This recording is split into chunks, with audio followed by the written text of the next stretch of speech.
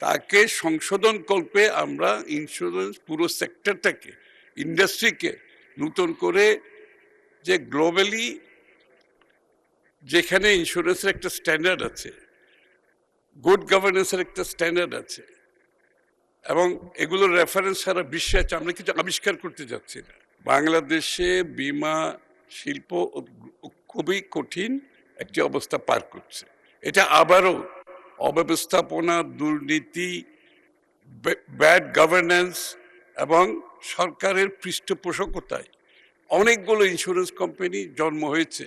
আমার মনে হয় আমরা সংসদে যখন বিল আসে, বিলের সাথে সংসদের কার্যপ্রণালীবিধির কিছু নিয়ম কানুন আছে। তো আমরা যদি সবাই সেটা মেনে চলি তাহলে বোধহয় এই ইন্টারাপশনগুলো হবে না ভবিষ্যতে। মাননীয় স্পিকার, মাননীয় সংসদ সদস্য রুমিন ফারহানা, আবারও আমি সম্পূর্ণভাবে একমত। বাংলাদেশে বিমা শিল্প খুবই কঠিন একটি অবস্থা পার করছে।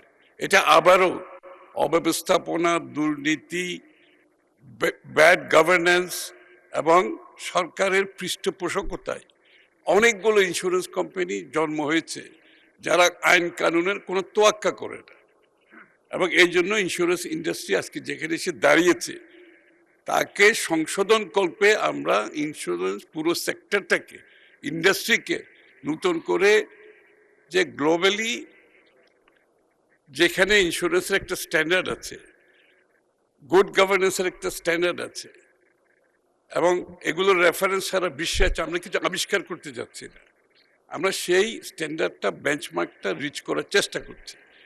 এই জন্য এই পরিবর্তনগুলো আনার জন্য আমাদের বিমা নিয়ন্ত্রণ সংস্থা, এটাকে পরিবর্তন আনতে হবে, এখানে যোগ্য ব্যক্তিকে আনতে হবে। কারণ বিমা শিল্প শুধু বিমার জন্য নয়, বিমাতে যে যেই অর্থটা জমা হয় সেই অঙ্ক বাংলাদেশে এবং বাংলাদেশের বাইরে বিনিয়োগের একটা বড় সম্ভাবনা আছে। বাংলাদেশের অর্থনীতিতে, শিল্পে, সার্ভিস সেক্টরে সব জায়গায় বিনিয়োগের সুবিধা আছে, এটা অনেক বড় একটা অংশ।